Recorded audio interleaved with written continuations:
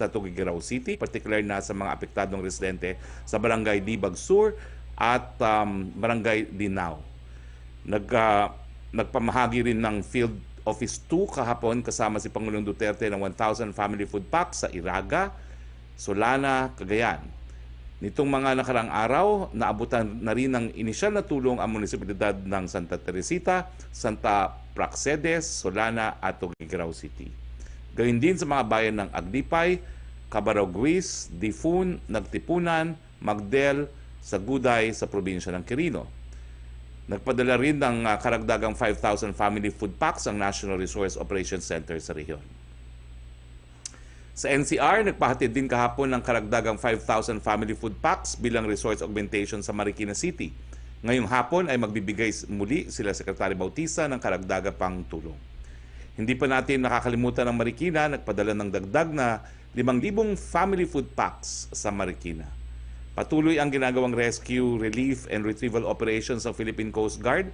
Sa kanilang latest report as of November 15, mahigit 500 or 596 na katao na ang kanilang nailigtas sa Cagayan. Ngayong araw naman ay sinisimulan na ng Coast Guard ang relief operations gamit ang kanilang mga air assets patungong Apari with estimated total cargo of 1,600 kilos kada flight mission. 3 flight per trip po bawat aircraft ang target nilang gawin. Ito ang ilan sa mga larawan ng mga relief assistance. Samantala, ang PNP ay nag-deploy ng 3,052 search and rescue personnel, kabilang ang 484 sa NCRPO at 747 naman po sa Region 2. Mayroon ding 904 RSSF personnel na dineploy po sa Region 2. Mahigit namang 3,000 or 3,323 ang ginawang rescue operations, kasama na rito ang 1,300 ng NCRPO at 1,174 ng PNP Region 2.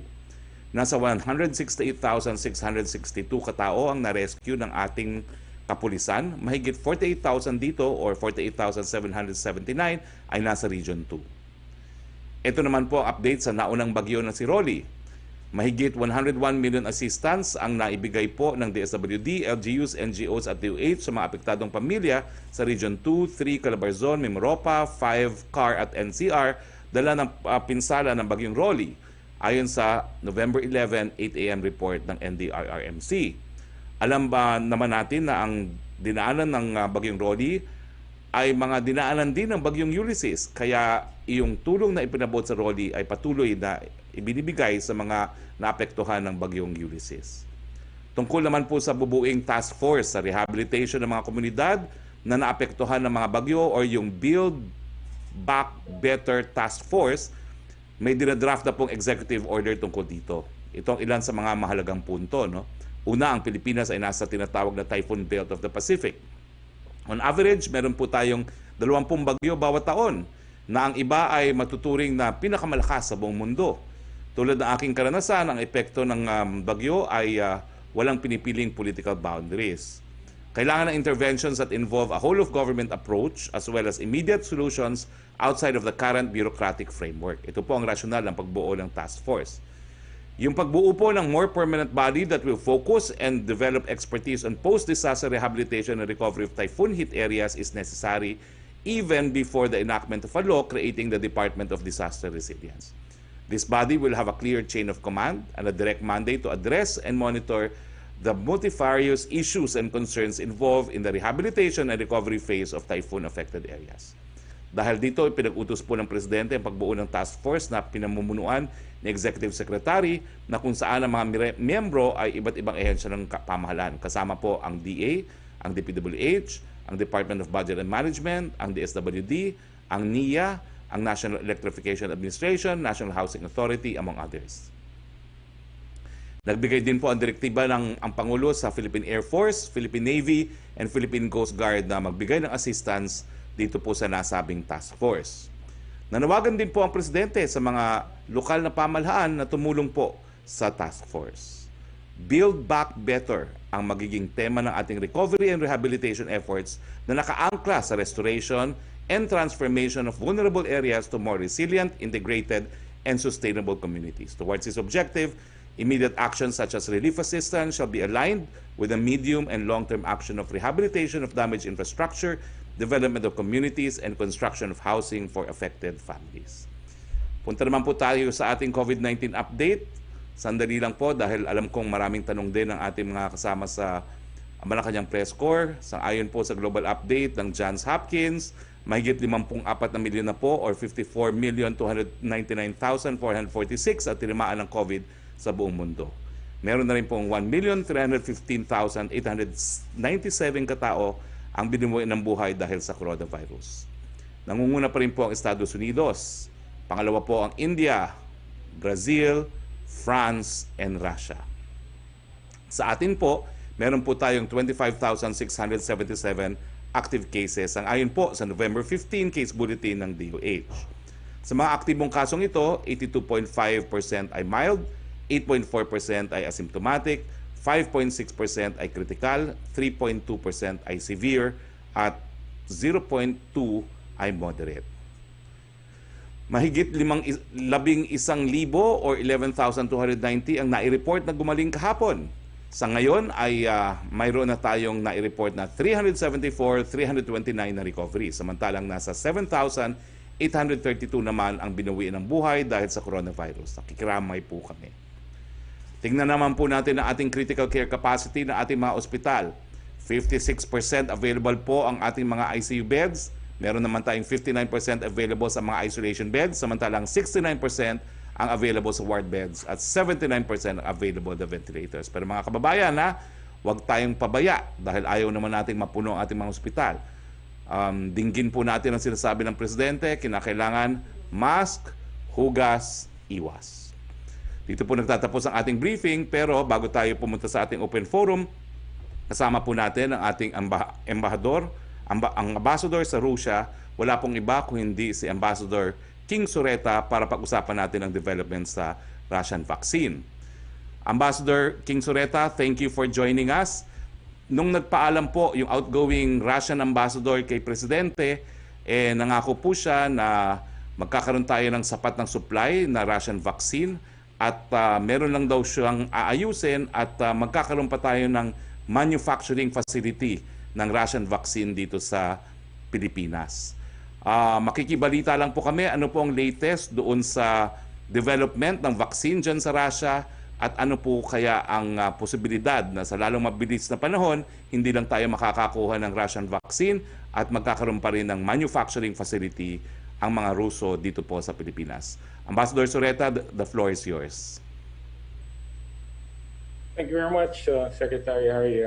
Magandang tanghali po sa inyong lahat at sa iyong mga sumasbaybay sa inyong briefing. Kami araw-araw, we rely on you for timely and very helpful information to help us in our diplomacy. We had a briefing last week with the Russians on this issue. At in terms of their development of the vaccine, it's quite advanced, and our DOST and DOH are in direct talks on the technical and scientific dimension of the vaccine. In terms naman po sa ating pagbili o paggawa ng vaccine sa atin, mag-meet din po ako ngayon this week with the RFID para sila po ang in charge sa mga usapin na yan sa mga bansang gusto mag-cooperate. So that's I think I will have more after my meeting with them this week, hopefully. Thank you very much, Ambassador King Sureta. Pero sa China po, meron silang emergency use nung ilang mga bakuna nila. Sa Russia po, meron din na pong na-authorize na emergency use para sa mga vaccine na na-develop dyan sa Russia? They, sa batas nila, pinapayagan po yan ng limited use. They have had emergency use of the vaccine. Aside from having over 40,000 on third stage trials, yes, they have had. And from the emergency use, there has been no report. Wala pong report ng adverse effects, whether the first shot or the second shot. Okay. Thank you, Ambassador Sureta. Please join us, Ambassador, for our open forum with the Malacanang Press Corps. Okay, ang unang tanong ay, syempre, galing kay Yusek Roque. Yusek Roque. Yes, a question from, I think, Rolf. Ang nag-forward po ng question ay si Joe Montemayor ng Malaya. Pahingi daw po ng reaction about mass student strike call of Ateneo students. Well, nasagot ko na po yan kahapon sa Cagayan. Ulitin ko lang po, no, bilang dating aktivista rin, yung gawain po namin mga aktivista ay talagang pinararating namin ang aming saloobin sa gobyerno, no, sa pamamagitan ng mga protesta, mga marcha, pati yung mga iba't iba pang paraan. Pero yung nakita ko pong pinopropose nila na academic strike, hindi po pagsumite ng mga requirements ng eskwelahan, hindi po namin nagawa yan, no? Dahil sinisiguro namin na bagay po, no? Sa UP po kami nag-aral, sinubukan po namin bilang mga aktivista na wag naman sayangin yung pera ng taong bayan at sinisiguro pa rin namin na pumasa kami at nag-comply kami sa aming mga requirements. Hindi ko lang po alam kung talagang ibang-iba ang patakaran sa mga pribadong mga eskwelahan dahil sila naman ay nagbabayad ng sarili nilang tuition. Pero papaalalahanan ko lang po, no, dahil ako naman po ay nagturo ng constitutional law rin ng almost 20 years sa UP, kabahagi po ng academic freedom yung pagsasa publiko ng nasa loob ng saloobin ng mga estudyante. Pero kabahagi din po ng academic freedom ng mga eskwelahan na mag-impose ng academic requirements para matapos po ang kurso ng mga estudyante. At kapag hindi po nag-comply sa mga academic requirements na yan, meron silang karapatan na ipagkait ang kahit anong degree sa mga estudyante na hindi po nagsumite o tumapos ng mga academic requirements. So yung plano po nila na wag magsumite ng mga academic requirements, baka ang resulta po dyan, hindi kayo matapos na inyong pag-aaral. Yan naman po ay warning lamang. Question from Tina Mendez of Philippine Star. Yung daw pong schedule sa APEC ni President Duterte this week, kung meron na po? Opo, meron po. No? This is on November 20 at magsisimula po ito sa gabi. Magkakaroon po sila ng leaders sa family photo ng gabi. Pagkatapos po magkakaroon sila ng dalawang session, no? Na kung hindi ako nagkakamali, maikli lang naman po yung mga session, no? Yung session 1, session 2, tapos magkakaroon sila ng break, tapos final session, no? So, ang schedule po mga alas 7 o almost alas 8 na sila magsisimula, magtatapos po sila ng alas 10, at syempre po, this is online. Thank you, Secretary. Yes, punta tayo kay Mela Lesmoras, please, PTV4. Hi, good afternoon po, Secretary Roque. My question is about mga kalimidad pa rin po. Kasi we're always talking about funds, but when it comes to manpower, do we still have enough teams for rescue and recovery efforts? And paano po kaya na natin i-maximize or yung mga ating mga people on ground? Well, sapat naman po ang ating personnel, no? Nandyan po hindi lang ang Coast Guard, nandyan po ang PNP, nandyan din ang AFP, at nandyan din po ang mga lokal na pamahalaan. Meron din po tayong mga assets, mga rubber boat, at meron din po tayong mga air assets consisting of helicopters and even airplanes, no, na patuloy po lumilipad para magdala po ng mga relief goods sa iba't ibang lugar na nasa lanta ng pagbabaha at ng bagyo. Opo.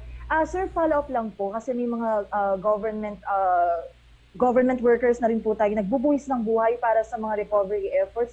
Magkakaroon po ba ng pagkilala si Pangulong Duterte sa ating mga tauhang ito at magkakaroon po kaya ng additional benefits para sa ating mga rescue teams na todo effort ngayong sunod-sunod ngayong kalamidad? Well, kinikilala po talaga natin ang lahat ng ating rescue and search frontliners, no? Nagpapasalamat po ang Pangulo at ang buong sambayanan sa kanilang kagitingan at sa kanilang katapatan, no, na sa kabila ng pagsubok nandun po sila, no, binubuwis ang kanilang mga buhay. Sa batas naman po, meron po tayong tinatawag na espesyal na bayad kapag sila po ay gumagawa ng mga delikadong mga gawain, no, at I'm sure they will be given this amount po. Pero siyempre po, it's not the amount of money, it's the gratitude of a very thankful nation. Maraming salamat po, mga bayani po kayo, yung mga nagbibigay ng tulong at mga patuloy na naghahanap po ng mga nawawalang ating mga kababayan. Maraming salamat po sa inyong lahat. Opo. Sir, dahil sa mga sunod-sunod na kalamidad, magkakaroon po kaya ng pagbabago sa government priorities na nalalabing 2 years ng termino ni Pangulong Duterte? Well, kaya nga po sinusulong yung pagbuo ng Disaster Resilience Department, no? Inaasahan po natin na dahil nga po dito sa sunod-sunod na mga bagyo, siguro naman po lahat yung tututol sa Kongreso ay makikita kung bakit dapat talaga tayo magkaroon ng ganitong bagong ahensya. Habang wala pa po yan at habang wala pang batas na binubuo ang Kongreso tungkol dito, bumuo nga po ng task force ng ating Presidente. Ito po ay pamumunuan ng Executive Secretary mismo para para malaman po ng lahat na no less than the closest alter ego of the President, the Executive Secretary, will be in charge. So in the mind of the President, talagang ang magiging in charge po dyan si ES at inaasahan na lahat po ng mga ahensya ay magbibigay ng kanilang kooperasyon at tulong para po mas mabilis yung pagbigay ng assistance sa ating mga kababayan na mga ngailangan ng tulong. Opo. Panghuli na lang, Secretary Roque, kailan po kaya ang susunod na public address at kailan po ang IATF meeting with the President? Bukas po. Bukas po ng gabi as usual. Okay. Thank you so much po. Thank you, Mela. Back to you, Sec. Roque. Yes, Secretary, question from Jam Punsala ng ABS at CBN Digital. May we get a statement on why President Duterte made jokes during his Camarines Sur typhoon briefing yesterday? Alam mo, talagang ugali na ng Pilipino na bagamat marami tayong pagsubok, no, sinusubukan pa rin natin na i-lighten yung ating mga problema.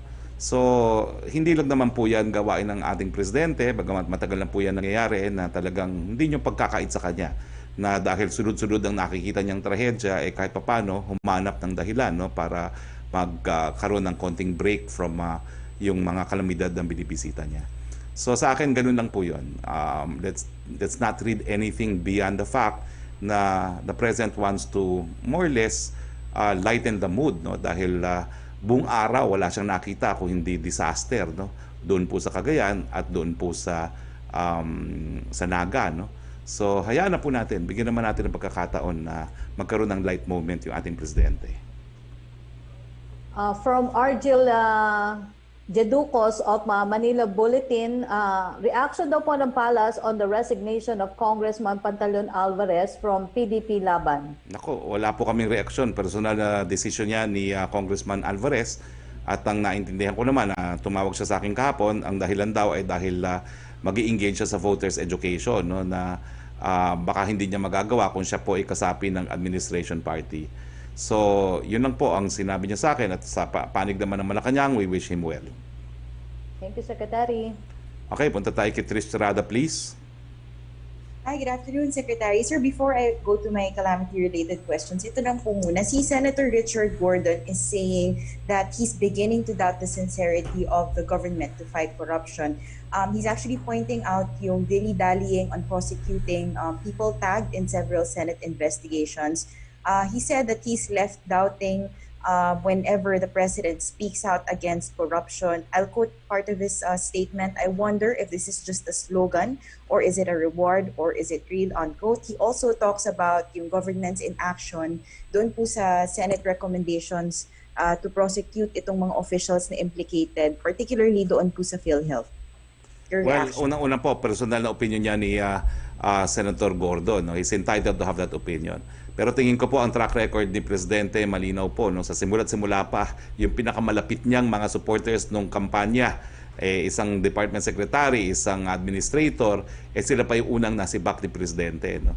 At ngayon po, sa kanyang Talk to the People, regular feature na po yung pagbabasa ng mga pangalan na nasususpinde o di naman kaya tuluyan ng nasisisante ng ombudsman, no? At kasama na rin yung mga listahan ng mga nakakasuhan ng kaso.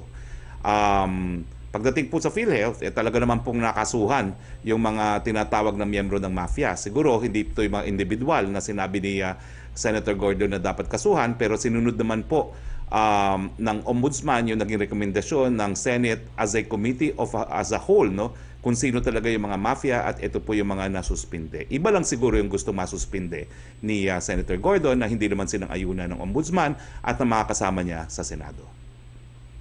Secretary, ito pong recent calamity is attributed to so many things. Among the major contributors na pinopoint out po is yung nature, yung climate change. But looking at what really happened, kung sinasabi po ng pamahalaan that there wasn't a lapse in terms of responding, of rescue sa part ng NDRRMC and awareness campaign, there could be a lapse somewhere, and that could be pointed out to the DENR. Kung ano po yung mga nagawa nila. Is it high time, sir, to review yung performance ng agency and maybe projects? Kasi ito pong mga nababanggit ngayon na, katulad po yung nabanggit na reforestation that's coming up, hindi po ba masyadong late na ito? And isn't it just too reactive na mas maganda sana kung nauna po itong ginawa? And do you think na yung priorities medyo mali po na inuna yung mga beautification projects over measures or policies to stop illegal activities na nagko-contribute sa pananakit sa kalikasan? Na ito nga po yung tinuturo ngayon, even the President pointed it out, na there's illegal logging, there's mining, there's quarrying, na pwedeng dahilan nitong mga tragedies and walang nagawa about it. Former Secretary Gina Lopez also flagged these events before, pero it looks like ano pong nangyari dito, ano pong nagawa dito?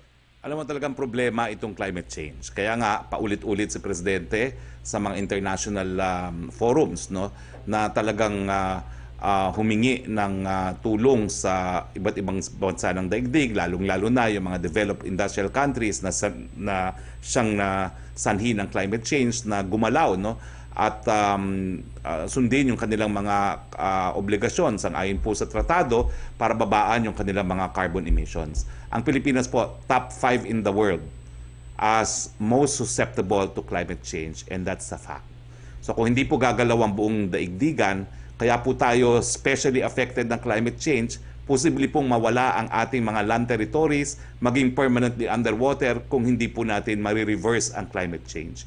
Kaya nga po, ang unang kasagutan ko sa Trish, kahit ganong kagaling ang DNR, kahit ganong kagaling ang NDRRMC, habang hindi natin nasusolusyonan itong climate change, baka mabura pa ang ating teritoryo. And we are in the top 5 of the most susceptible countries to climate change. Ibig sabihin po yun, mawawala ang ating land territory, mapapasailalim tayo ng tubig as a result of climate change. So yan po unang nating kasagutan. Ang solusyon dito, it has to be a worldwide effort para ipababa ang carbon emissions dahil that is the only proven scientific manner, no, by which we can reverse climate change. Of course, we always strive to have better response performance, lalong-lalo na pagdating sa kalamidad. Pero ang sinasabi po natin dito sa nangyari sa Cagayan, talagang we prepared for it, pero we did not expect the gravity, no, of the amount of water that descended on the lowlands. Ito naman po hindi lang dahil sa isang bagay. Meron na pong scientist, Dr. Seringan ng UP, no, na nagkaroon na ng pag-aaral dyan. Ang sabi niya, maraming factors po dyan. Kasama na dyan ang climate change, kasama na dyan ang deforestation, kasama na dyan yung illegal mining, pero kasama na rin po dyan yung anyo mismo ng Cagayan River na meron nagkakaroon ng choke point, no? At ito po yung dahilan kung bakit ang municipality ng Alcala isa sa hardest hit, no? Dahil doon nag-overflow yung choke point na yan. At meron na pong JICA study na nagsasabi nga na dapat lakihan yung mouth ng river na yan. So marami pong factors dyan. We anticipated, but as the governor himself said, no, they did not actually expect this much water discharge into Cagayan Valley, no? So we will strive to do better, pero sa tingin ko po, wala naman pong pagkukulang. But we will always strive to be better. Secretary, does Malacanang regret yung pag-slash off of a big chunk of the budget previously allocated to disaster risk management funds and dissolving Project NOAA? Hindi naman po, dahil nandiyan pa rin po ang pondo ng NDRRMC under the Department of National Defense. So wala po tayong in-slash po dyan, no? Bukod po dun sa mga quick reaction fund at bukod dun sa mga regular programs ng iba't ibang ahensya, meron po talaga tayong halaga na nakalaan for disaster response na being administered by the NDRRMC. Sir, last question. Si Senator Binay noted yung hirap ng ating mga rescuers and responders and the lack of equipment and manpower during the rescue operations. She says, sana gumawa raw ng paraan yung palasyo at DFA para humingi ng tulong sa UN, especially that we're experiencing back-to-back tragedies. Are we moving towards that direction of asking help from our friends from the international community? Hindi na po kailangan dahil ang UN mismo nangako na natutulungan tayo. Siguro explain ko lang kay Senator Binay and I I fully understand where she's coming from dahil talagang taal ng taga Cagayan po ang mga Binay, no? Talagang nung lumabas po yung tubig sa Cagayan River, kahit anong teknolohiya, hindi po pwedeng sumabak doon sa lakas ng tubig na nagragasa doon sa Cagayan River, no? So may punto rin po na even if you have the most advanced equipment, hindi ka pa rin po pwedeng sumabak doon sa pagragasa ng ilog na yon dahil napakalakas at kinakailangan antayin pa rin yung paghupa, no? Pero isa pa sa solusyon, yung sinuggest nga po ni Secretary Anyo na dapat siguro NDRRMC na ang magdedesisyon din kung kailan na magbubukas ang mga dams, kasi bukod pa nga doon sa iba't ibang mga dahilan kung bakit umapaw kumbaga itong basin ng Cagayan Valley ay yung paglabas din ng tubig ng dam. Although hindi lang man po yan ang dahilan. Thank you, Secretary. Salamat po. Maraming salamat po. Yusek Roque, please.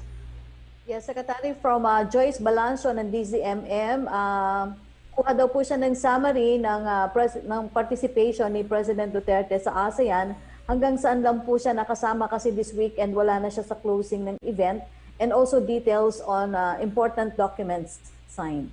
Nawala lang po si Presidente doon sa last day. Totoo po yan kasi lumipad na siya papuntang Tuguegarao at saka ng Naga. Pero nagpaalam naman po ang Presidente at naintindihan naman po ng kanyang mga kasamang mga pinuno ng iba't ibang bansa na siyempre, no, super typhoon. Habang the summit was being held, merong super typhoon at merong pang mega flooding na nangyari sa Cagayan. So they understood. Even po on the first day, nawala lang po ang Presidente sa isang session dahil nga po tumama nga yung Super Typhoon Rolly, no? Ito po yung session ng ASEAN-US na binasa naman po ng ating kalihim ng Foreign Affairs, yung kanyang talumpati. Pero bumalik po siya, no? Dahil yung pagpupulong po ng yung East Asian Forum, siya na po ang gumawa ng tinatawag na intervention o siya na po yung nagsalita mismo, no? So, ang na-miss lang po niya talaga yung last day. Pero he was on the first day sa plenary at saka dahil siya po yung chairperson ng or country coordinator for China, siya rin po ang nagtalumpati tungkol dun sa ASEAN-China Summit. Nawala lang po siya doon sa ASEAN-US Summit pero bumalik po siya matapos po siya mag-aerial inspection ng mga apektadong lugar dito po sa Metro Manila at karating na lugar. Na ano po yung mga importante mga dokumento? Well, nagkaroon po ng pag-agnusyo ng pagbuo ng ASEAN Regional Center on Public Health, Emergencies and Emerging Diseases. Nagkaroon po ng midterm review ng ASEAN Community Vision 2025 Blueprint, official release of the ASEAN Comprehensive Recovery Framework, and the launching of the ASEAN Regional Reserve of Medical Supplies, no? Now, bukod po dito, sa pangalawang araw ng Sabado, ang Presidente po ang nagtalumpati doon sa East Asia, sa ASEAN Australia Biennial Summit at saka doon po sa East Asia Summit, no? So, siya na po ang personal na nag-attend dyan, no? Tapos nagkaroon po tayo ng launching ng ASEAN Smart Logistics Network with the first project of VinFook ICD Logistics Center, isang superport. So nung huling araw naman po, ang importante po doon ay yung Regional Comprehensive Economic Partnership na dinaluhan naman po ni DTI Secretary Mon Lopez at ni SFA Secretary of Foreign Affairs. So yun po ang major highlights na nangyari ng ASEAN Summits.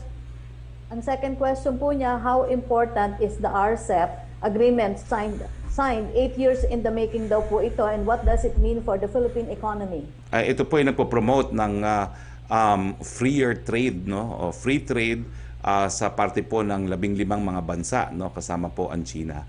So ibig sabihin po to, mas malaki ng merkado para sa ating mga goods and service, mga goods na ginagawa sa Pilipinas. Ibig sabihin po niyan, kapag mas marami tayong na-export, mas marami pong hanap buhay para sa ating mga ordinaryong mamamayan. Ibig sabihin po niyan, mas maraming pagkain sa pagkainan ng mga Pilipinong pamilya. Opo. Ang third question niya on task force created, ano daw po ang magiging difference ng function ni Executive Secretary Medaldea sa NDRRMC? Hindi ba doble ang functions? Hindi po. Unang-una, headed by the Executive Secretary. Siya po yung kumbaga primus inter pares ng lahat ng mga miyembro ng kabinete. We look up to the executive secretary as the primus inter pares, no? In English, that means the first amongst equals, no? So kapag nag-utos po ang presidente sa kahit anong ahensya, kinakailangan mabilisan po ang pagsunod sa kanyang pag-uutos, no? At ang gusto nga ng presidente, bagamat makipagtulungan ng iba't ibang ahensya, merong in charge, no? And that is the executive secretary. Now, nandyan din po ang NDRRMC, which is an attached agency to the Department of National Defense. At syempre po, sila yung gagawa ng staff work at saka yung sila yung magko-coordinate pa rin ng yung rescue and relief operations po, kasama na yung pagbibigay ng mga warnings, no? Dahil meron naman po tayong batas na gagawan, na ino-obligate po ang NDRMMC to provide this early warning sa ating mga mamamayan. So wala naman pong superfluity. It will facilitate the easier and the faster provision of relief and assistance pag meron pong kalamidad. Thank you, Secretary. Melo Acuña, please. Good afternoon, Secretary. Kausap ko po kanina si Rene Pasyente, yung senior weather forecaster ng Pag-asa. Nabanggit niya na meron naman silang sapat na facilities. Ang pinaka-problema ay kulang sila ng manpower. They need at least 12 more weather forecasters who will undergo training. The question is, how do we attract people to work with the government at nang mapalakas yung ating pag-asa? Would there be any strategy for that? Alam niyo po, palaging problema yan na yung ating mga weather forecasters pinapirate ng iba't ibang bansa. Ang solusyon naman po natin dyan ay yung pagtaas ng government standardization law, and we have just implemented another round of salary increase, no? At magpapatuloy naman po yan. So hindi lang po sweldo yan, siguro kasama na rin sa incentive yung utang na loob ng buong sambayan ng Pilipino dun sa mga forecasters natin, dahil ang kanilang ginagampanang papel ay literally, no, can save lives and property, no? Dahil nga po ang emphasis natin as a calamity prone country, we need to prepare and always be ready for disasters. So yun po, I think the gratitude of the Filipino nation, as well as better pay provided by the salary standardization, will be incentives for more people to work at the Pag-asa. Yeah. Secretary, maidagdag ko na rin po, magkakaroon kaya ng inventaryo ang pamahalaan sa bilang ng mga empleyado on job orders? Because I've heard there are offices with workers working for at least 18 to 20 years who are job orders ang status. Paano po kaya ito? I think that's also a priority of Congress, no? Kasi magkakaroon sila ng government rationalization, no? Yun nga po yung hiling lang ng ilang mga senador na bago bumuo ng bagong mga departamento, implement muna natin itong rationalization, na alam natin kung sino talaga yung mas kinakailangan ng additional plantilla post at alin yung po pwedeng mabawasan, no? That having said that, no, siguro again we can appeal to the lawmakers na itong successive series of typhoons in a matter of 2 months, no, is really a reason why we should establish the Department of Disaster Resilience. Yeah. Secretary, tungkol sa bakuna, meron na po bang mga kumpanya at mga bansa na nag-aalok ng kanilang bakuna? Nabanggit na kasi yung Pfizer, meron din Russian vaccine. Ano po kaya ang status ng mga ito at gaano kabilis makatutugon ang FDA ng Pilipinas para matiyak ang kaligtasan ng mga ito? Thank you, Secretary. Well, Melo, kung napapansin naman ninyo, no, talagang binibigyan natin ng prioridad yung usaping bakuna dito sa ating press briefing. Nakausap na natin lahat ng ambahador natin sa mga bansa na nag-manufacture po at nag-attempt na mag-market ng mga COVID vaccine. Ang balita po kay Ambassador Santa Romana, anytime merong approval ng Chinese FDA, and the Chinese government has pledged na magkakaroon tayo ng substantial volume, no? Nakausap na rin po natin si Ambassador Lagdameo, no? At ang AstraZeneca naman po sa Inglaterra ay nagsabi na rin na susunod sila sa COVAX at sisiguraduhin nila na hindi lang yung mga bansang mayayaman ang magkakaroon ng vaccine. At siguro po tanungin natin si Ambassador Sureta. Ambassador Sureta, can you answer Melo's question as far as the Russians are concerned? Yes, maraming salamat, Secretary Harry. Magandang umaga, Sir Melo. Yes, in our discussions, the Russian government, through its agency, has told us that they can make available their vaccines to us. So, of course, it's subject to our doing our own due diligence on it, but they can start producing for us, because they have to produce it as it's ordered. As early as January, if we are ready to accept it. They also have nagpirmahan na po sila ng co-production agreement sa mga ilang bansa, tulad ng Korea, who could, after satisfying their domestic need, also supply. The Russian strategy is a little different from the Western pharmaceutical companies. They are allowing co-production. They have signed agreements or are negotiating agreements in almost every region of the world to be able to supply it to the widest demand possible. They know the demand is very high. So it's really a matter of how early we can do our own due diligence and then sign agreements, do the procurement process. And when that's done, they said there, and of course, we need to be ready with some of the infrastructure para sa storage at the required temperatures. And although there's a version of the vaccine that will not require extreme temperatures, but it might be a little more expensive. So there are some details that we're discussing together with our DOH and DOST, and also discussing on the business side and the regulatory side, both in terms of supply and possible co-production in the Philippines. Thank you. Your Excellency, if you may, let me just ask you this.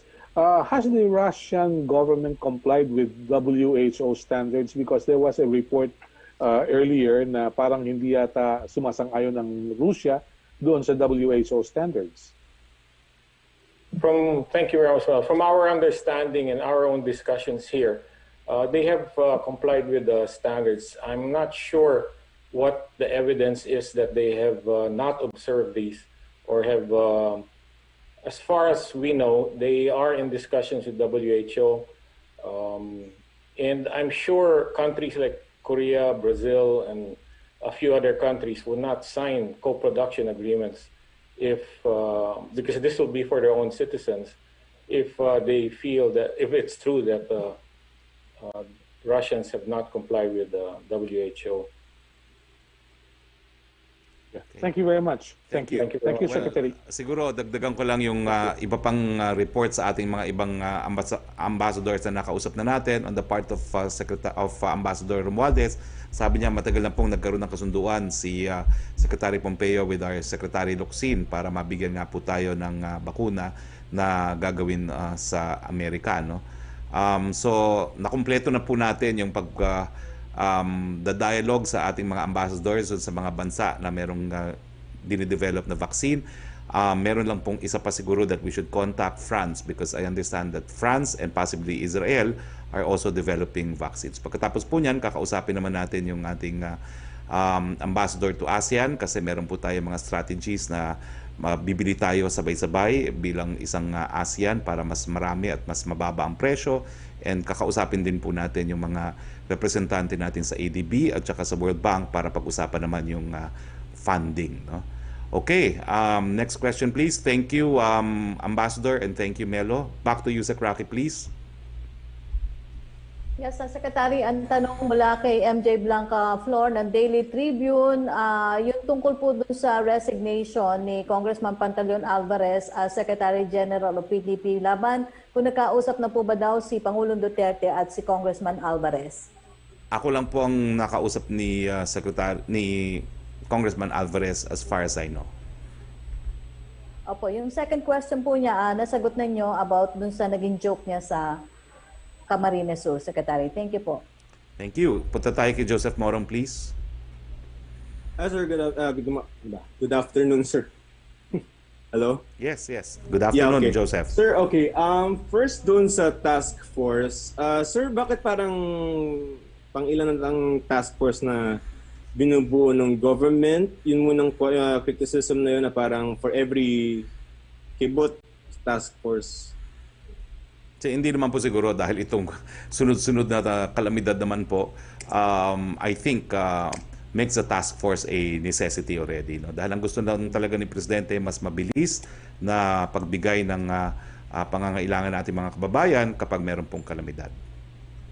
Sir, just to belabor the point, so anong magiging itsura ng function nito? Ano yung pinaka-immediate na kailangang gawin? At saka, can we delineate yung magiging niyang trabaho versus what NDRRMC is already mandated to do? Hindi na po kinakailangan dahil kumbaga it's headed by the Executive Secretary. It's the ES position, no?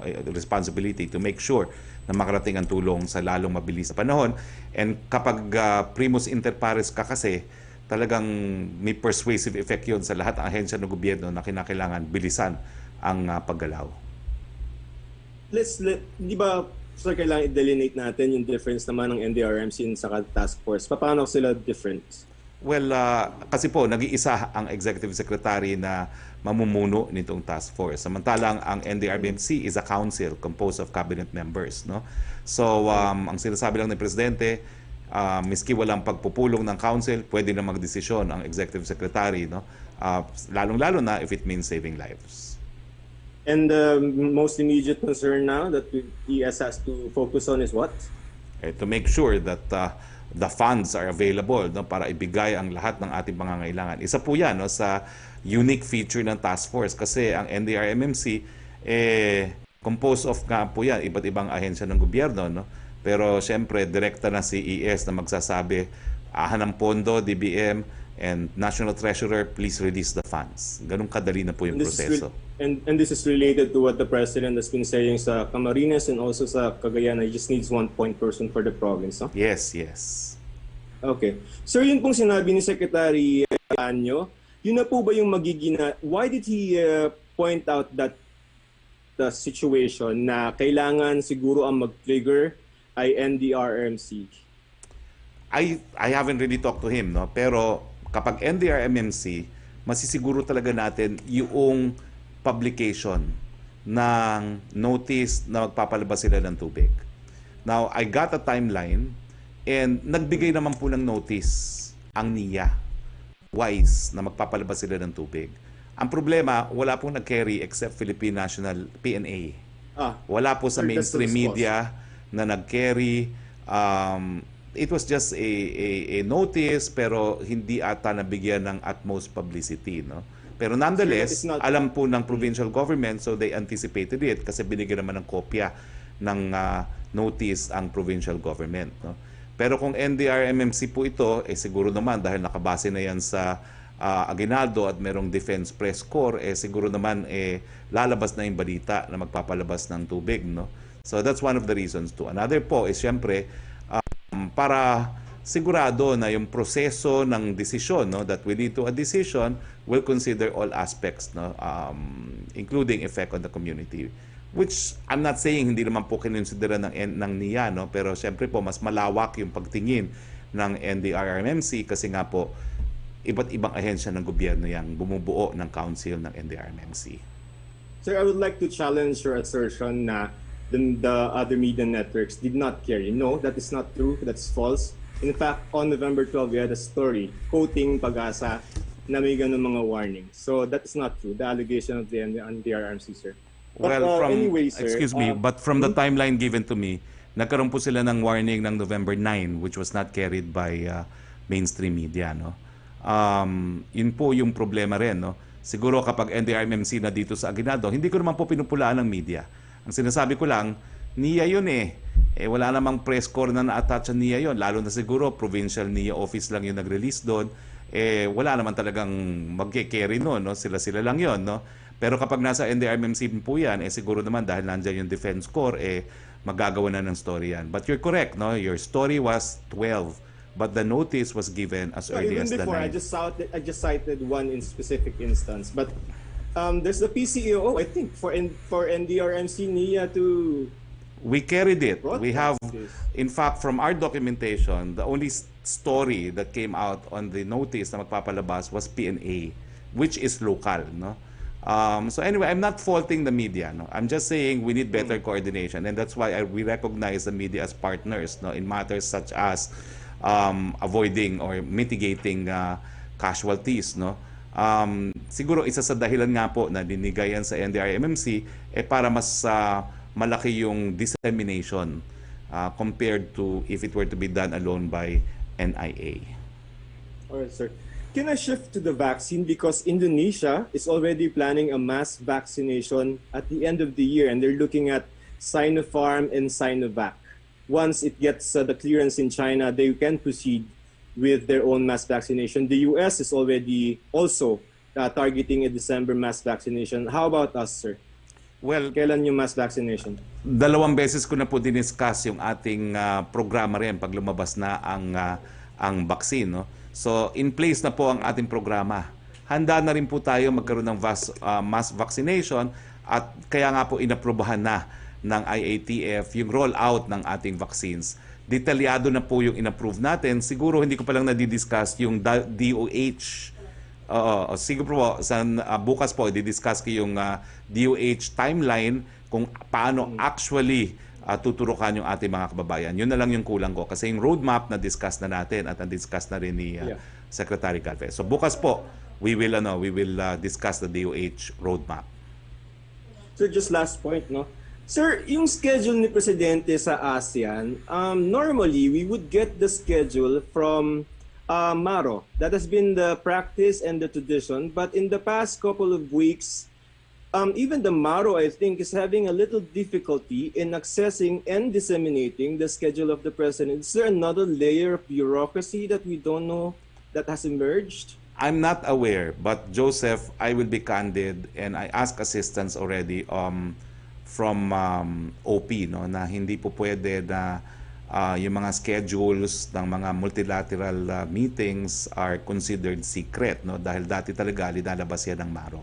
So I have brought the matter up to appropriate authorities, and I believe si Yusek Borge, I was also in contact with him already, no. And in fairness, the schedule naman was even if it was given to me in a format that is classified as secret, no, I think the schedule naman was provided to the media, no. But I am one with the media in appealing to whoever wants to restrict information on multilateral schedules na, you know, there's no basis, no, to keep it secret, no. And that is why even if the information that I receive on APEC is again in a form that is secret, you know, I mean, it's published also in the websites of the multilateral agency. So there's no reason why we should keep it secret. Yeah, baka sisihin na naman kami na we're not. Naintindihan ko po, kaya nga po pinaglalaban ko itong access, no, and that's really my job naman, no. So nag-aapila lang po ako doon sa mga hindi ko po alam kung bakit na bago ang patakaran. Dati nga po hindi ko na trabaho yan ng Maro, no. So maybe I will convene a meeting po between Yusek Borge as Chief of Protocol and the Maro, no, and to thresh this out, maybe even involving Executive Secretary, kasi nga po I think it's something that the ES should act upon already, dahil mahirap nga rin po para sa akin na nagtatanong kayo and I hesitate to give it to you, no, because it's given to me in a form that legally is secret. Dami ng trabaho ni ES, kaya nyo na yan, Sir, ni Borge. Sir, last na lang. Yes, sir. Yun kung anong tawag dito, yung sa comment dun sa sexist comments and jokes yesterday, I'm sure there are other ways to lighten the mood. Are you saying that making jokes about women and sex are acceptable? I'm not saying anything. I'm just saying that's the nature of the president. After seeing disaster for almost 8 hours already. Come on. Diba? Alright, sir. Okay, thank you po. Thank you. Yusek Roque, please. Yes, Secretary Roque. A question, sorry po. A question from Jam Punsala ng ABS-CBN. Ang tanong niya, will the government revive Project NOAA, which some say could have helped Filipinos better prepare for Rolly and Ulysses? Hindi ko na po maalala kung ano yung Project NOAA. I'm sorry. I will backtrack, but I really don't remember the details of Project NOAA. Opo. Ang second question po niya, some typhoon survivors themselves are saying they did not know what was happening in their area before and after Ulysses. Vice President Robredo also said Bicolanos lost one of their info sources with the shutdown of ABS-CBN regional station in their area. How do you plan to address information gap in these areas? Ay, pagdating po dito, maninindigan po ako, walang information gap. Linggo, Biyernes, kahit anong araw, kahit anong oras, nagpe-press briefing po kami. At importante nga po na gawin namin to kahit anong araw pa yan dahil importante na makarating ang impormasyon sa taong bayan. So I'm sorry but I beg to disagree with the Vice President yet again. Wala pong information gap dahil kami po, Sabado, Linggo, Biyernes, kahit anong araw, kung kinakailangan ng impormasyon, iniimbitahan po namin lahat ng mga miyembro ng gabinete na dapat may kasagutan at magbibigay ng tulong para po magkaroon ng emergency and special press briefings. Thank you, Secretary. Yes, Pierre Renada, please. Hi, sir. Good afternoon. Good Sir, just to press on the point about yung task force, creation of a new task force. Sir, why is it necessary for Malacanang to make a task force pa just so that the palace can lead in disaster efforts when gano'n naman po talaga in general, like the ES doesn't really need a task force, diba, sir, to remind agencies of their jobs. And sir, the president himself has always signed off on the releases of calamity funds. So why the need for a task force just to do these things? Well, una-una, ang solusyon talaga namin dyan ay yung creation ng Department of Disaster Resilience. Hindi pa po lumalabas. So obviously, hindi po talaga sapat yung council na gumaganap, na gumagalaw. No? Bagamat meron po tayong executive director, ang napakagaling na si Yusek Kahalad. I guess the task force really is to stress na someone has to be in charge. And the person in charge is executive secretary, no? With the full assistance of the entire cabinet. Yun lang po yun. Mm-hmm. Sir, you just said right now that you think hindi sapat yung council. But at the same time, sir, in the press briefings of the president, he keeps saying he's satisfied with the way the post-disaster response was handled. Parang he has no criticism for any government official. So, sir, why don't we hear the president taking government officials to task for failing to stop the small-scale mining in Cagayan? I mean, shouldn't heads rule here, lalo na illegal yung mining, and then, yun, nangyari siya, and it caused the landslide. It was one of the reasons why nag-cause yung landslide. How come the president isn't taking them to task for it? Well, kung binigyan po yan ng lisensya, siguro nga po pwedeng mapulaan. No? Pero lininaw po ni Secretary Simato, wala nga po yung lisensya yan, so illegal yan. So of course, the PNP will have to more or less come up with an explanation on why there was unauthorized mining activities in the area, no? Because that's a matter also of enforcement. So in that sense, there may have been lapses na merong illegal mining activities ongoing which should have been stopped. Pero remember, Pia, we're talking about very remote areas also of the Sierra Madre, no? So siguro yun din po ang kakulangan, no, na hindi natin ma-penetrate yung mga isolated areas of the Sierra Madre. But by and large, the president said that the quick reaction fund, the quick reaction of all the Department of agencies were in fact very good.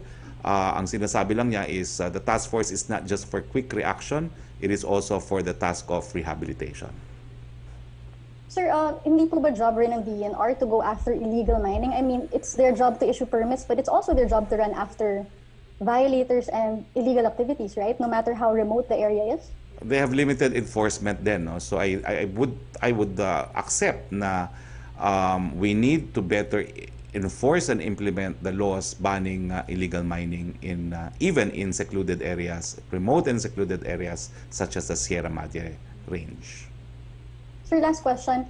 Si DNR Secretary Roy Cimatu admitted during a situation brief that the hazard maps the DNR created for the Cagayan Valley exactly predicted the impact of the landslide. And so parang this kind of counters the perception you were saying that the government did not expect that kind of impact. Kasi sir, sabi na ni DNR Secretary Cimatu na may prediction yung hazard map.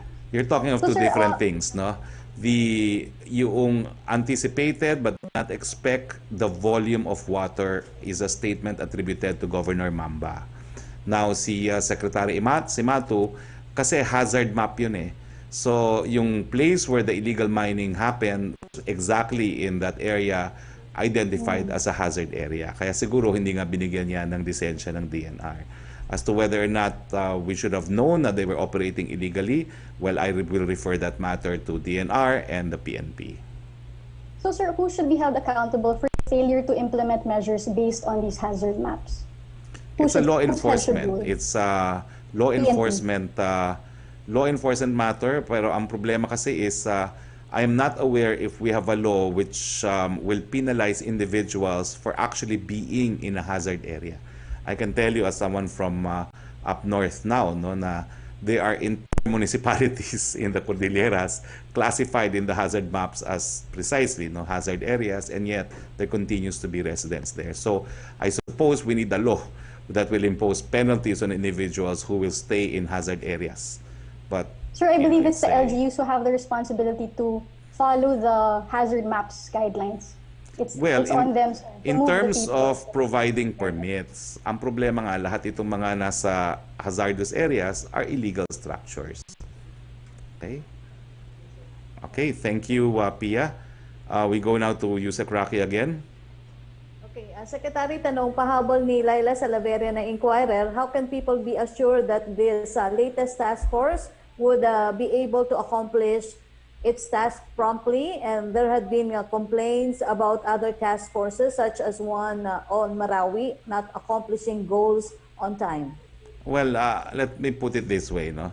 Number one, the EO still has to be signed by the President. Number two, let's give it a chance. Wala pa naman, no? Let's see what kind of a difference this EO will make as far as delivery of quick responses to and rehabilitation efforts in calamity-stricken area.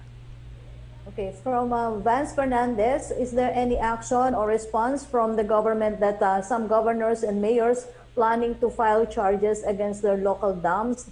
Does the government amenable to this? Let's just say, so be it. Under the existing laws, the LGUs have the standing to sue, particularly for environmental tort. No? I've handled one such claim for the province of Marinduque in the past. No? And personally, if they think that they have a cause of action, they should. No? Pero ang sinasabi ko lang po, as far as the Magat Dam is concerned, that's only one of the reasons po for these flash floods in Cagayan Valley. Number one, it really is a valley. No? So talagang ang tubig po papunta dyan.